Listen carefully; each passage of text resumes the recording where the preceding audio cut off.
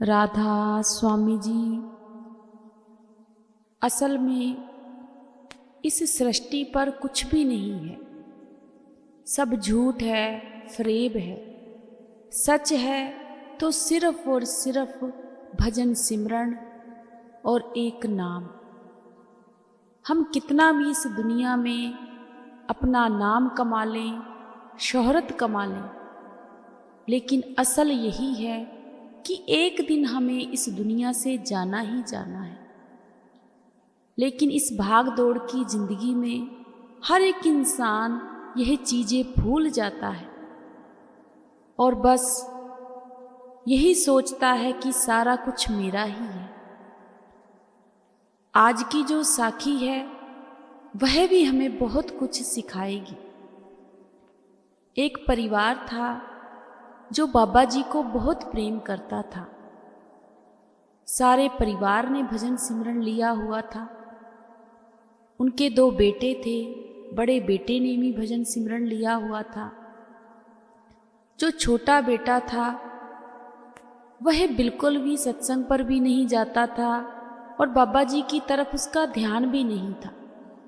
परिवार वाले उसे बहुत समझाते कि बेटा, सारा परिवार बाबा जी को मानता है, सत्संग पर जाता है, डेरे जाता है, लेकिन तुम नहीं मानते। तुम भी सत्संग पर जाया करो, बाबा जी की जो क्वेश्चन आंसर है वह सुना करो। लेकिन वह लड़का कहता था कि जो कुछ भी है यह दुनियावी ही है, मुझे यह चीज़ें बिल्कुल भी अच्छी नहीं लगती। ऐसे ही समय बीतता गया। उस लड़के की शादी भी हो गई। जिस लड़की के साथ शादी हुई थी वह भी बाबा जी को बहुत प्रेम करती थी। शादी के बाद वह हमेशा अपने हस्बैंड को एक ही बात कहती थी, सारा परिवार सत्संगी है, सभी ने भजन सिमरन लिया हुआ है, मैंने भी भजन सिमरन ले लिया है। आप में कोई भी ऐसा ऐब नहीं है, आप कोई शराब नहीं पीते, कोई बुरी आदतें नहीं हैं आप में, पर पता नहीं आप सत्संग पर क्यों नहीं जाते। यह सब कुछ तो झूठ है, आप भी जाया करो। तो वह जो लड़का था आगे से कह देता था, जिस दिन मेरे सतगुरु मुझे आवाज देंगे, मुझे बुलावा देंगे, उसी दिन मैं जाऊंगा। मुझे कोई तड़फ ही नहीं है, कोई चाहत ही नहीं है। ऐसे ही समय बीतता गया। उन लोगों के भी बच्चे हो गए, बच्चे बड़े हो गए, लेकिन उस लड़के ने भजन सिमरन नहीं लिया। काफ़ी समय बीत गया। एक दिन जब वह सोकर उठा तो अपनी वाइफ से कहने लगा कि मैं डेरे जा रहा हूँ भजन सिमरन लेने के लिए। परिवार वाले बड़े हैरान और परेशान हो गए कि इतने साल हो गए हमें कहते हुए, आज तक तो कोई बात मानी नहीं, अब तो हमारे बच्चे भी बड़े हो गए हैं। ऐसी क्या मालिक मिले थे तुम्हें? क्या सतगुरु का कोई संदेश आया है? तुम तो कहते थे कि बाबा जी जब मुझे अंदर से आवाज देंगे मैं तभी जाऊंगा। तो वह लड़का कहने लगा, यह बातें तो मैं आपको बाद में बताऊंगा, पर अभी तो मैं डेरे जा रहा हूं और मुझे भजन सिमरन लेना है। सभी लोग उसका मजाक बनाने लगे, कहने लगे, कभी ना सत्संग पर गया, कोई सत्संग नहीं सुना, कोई शब्द नहीं सुना, कभी कोई सेवा पर नहीं गए। वहाँ जाके अगर तुमसे सेवादारों ने कोई सवाल जवाब किए तो उसका क्या जवाब दोगे? क्या वहाँ पर झूठ बोलोगे? तो वह लड़का कहने लगा, बिल्कुल भी नहीं, जो हूँ वही हूँ, सच कहूँगा सब कुछ। जब वह लड़का डेरे गया, वहाँ पर बाबा जी का सत्संग भी सुना। जब पर्चियों के लिए वह लड़का गया तो सेवादारों ने कहा कि भजन सिमरन क्यों ले रहे हो? तो वह लड़का कहने लगा, मेरे सतगुरु का संदेश आया है सेवादार कहने लगे कभी डेरे आए हो? वह लड़का कहने लगा बिल्कुल भी नहीं। सेवादार कहने लगे कितने सत्संग सुने हैं? वह लड़का कहने लगा एक ही सुना है, पहली बार आया हूँ। बचपन में आता था अपने माता पिता के साथ। अब वह सेवादार कहने लगे कितनी बुक्स पढ़ी हैं? कहने लगा कोई भी नहीं। परिवार वाले कब से जुड़े हैं? कहने लगे जब से दादे परदादे के समय से सभी परिवार जुड़ा है, लेकिन मैं नहीं आता था। तो सेवादार कहने लगे अब क्यों भजन सिमरन लेना चाहते हो? एक ही जवाब दिया बस कि सतगुरु का संदेश आया है। और देखो उस लड़के को मालिक ने बुलाया था, पर्ची भी मिल गई। जब नाम की उस लड़के को बख्शिश हुई, जब वह लड़का घर पर आया, सभी को राधा स्वामी कहा उस लड़के ने, बड़ा खुश। और बस एक ही बात कही कि मुझे अब कोई भी परेशान ना किया करो, अब मैं अपना पूरा टाइम भजन सिमरन पर दिया करूँगा। वह लड़का अपना भजन सिमरन करने लगा। अब उस लड़के का भजन सिमरन पर इतना मन लगता था कि उसे कुछ भी अच्छा नहीं लगता था। काम काज भी छूट गए। परिवार वाले बड़े हैरान कि भाई भजन सिमरन तो हमने भी लिया है, पर हम काम काज करते हैं, तुम तो कुछ भी नहीं करते, इससे अच्छा तो भजन सिमरन लेते ही नहीं। तो उस लड़के ने एक ही बात कही, क्या भजन सिमरन फिर आप लोगों ने दिखावे के लिए लिया था? अगर जपना ही नहीं था? इतने सालों से तो मुझे यही कहते थे कि भजन सिमरन ले लो, भजन सिमरन ले लो। क्या तुम कामकाज ही करते रहते हो? अगर आज मैं भजन सिमरन करता हूँ, कामकाज की तरफ मेरा मन नहीं लगता, तो आप लोग तब भी मेरे पीछे पड़े हो। कभी मुझे जीने भी दोगे? अब ऐसे ही समय बीतता गया। उस लड़के को भजन सिमरन करते हुए 2 साल गुजर गए। कोई कामकाज नहीं किया, बस उस सूरत को अपने सतगुरु के साथ में लीन कर लिया। एक दिन वह जो लड़का था, वह जो भाई था, अपने सारे परिवार को इकट्ठा करके बुलाकर कहने लगा कि आज मैं वह सच बताता हूँ जब मैं भजन सिमरन लेने के लिए गया था। परिवार वाले कहने लगे ठीक है, बता दीजिए। वह लड़का कहने लगा मैं हमेशा तुमसे कहता था ना कि जिस दिन मेरे सतगुरु आएंगे और मुझे संदेश देकर जाएंगे कि भजन सिमरन का टाइम आ गया है, मैं उसी दिन जाऊंगा। तो मेरे सतगुरु उस दिन मुझे आवाज लगाकर गए थे, दर्शन देकर गए थे कि भाई तेरा टाइम आ गया है। तेरा टाइम सिर्फ भजन सिमरन का ही नहीं आ गया, तेरा जो समय था जिंदगी का, वह भी सिर्फ 2 साल का रह गया है। लेकिन तेरा और हमारा जन्मों जमांतरों का रिश्ता है, हमें निभाना पड़ेगा। इसीलिए मैं गुरु से भजन सिमरन लेने गया। आज वह 2 साल पूरे हो गए हैं। कुछ ही दिनों में मैं सतगुरु के पास चला जाऊंगा। परिवार वाले इस बात को सुनकर बहुत ज़्यादा उदास हुए, आंखों में आंसू भी आए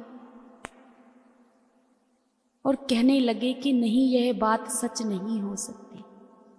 तो वह लड़का कहने लगा खुद ही देख लेना, लेकिन आप लोगों से मैं एक बात जरूर कहूंगा कि आप लोग भजन सिमरन जरूर ले लेते हो, लेकिन दिखावे के लिए बनावटी है आप। कभी उस चीज को खोजने की कोशिश ही नहीं की कि असल में गुरु क्या है। असल में गुरु यह नहीं कि हम राधा स्वामी बन जाएं, जहां हम सत्संगी बन जाएं, जहां हमें 5 शब्द मिल जाए।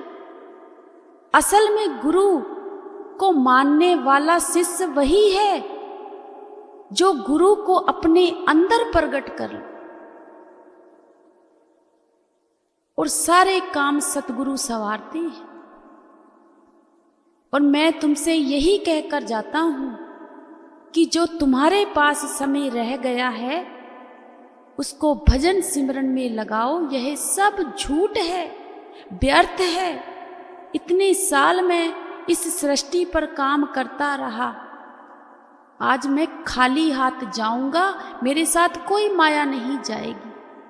लेकिन यह दुनिया के लिए खाली हाथ है। लेकिन जो मैंने खोज लिया है, जो मैंने पा लिया है, जो मेरे पास है, वह बहुत कम लोग उस चीज को पा सकते हैं जो मालिक से एकजुट हो जाएंगे। परिवार वालों को तब भी भरोसा नहीं हुआ जब 2 से 4 दिन गुजरे। वह लड़का अपनी श्वास छोड़कर मालिक के पास पहुंच गया। तब उस परिवार वालों की आंखें खुली कि यह तो सच में सच हो गया है। हमने इतनी साल जो भजन सिमरन लिया था, हम तो सच में दिखावा करते थे, और हम तो इससे कहते रहते थे कि तू सतगुरु के पास नहीं जाता, तू सतगुरु का बच्चा नहीं बनता। लेकिन हम लोग तो भजन सिमरन लेकर भी अधूरे रह गए, और उसने 2 साल में ही सतगुरु को पा लिया और वही चीजें हासिल कर ली। सुनने में यह बातें बहुत अजीब लगती हैं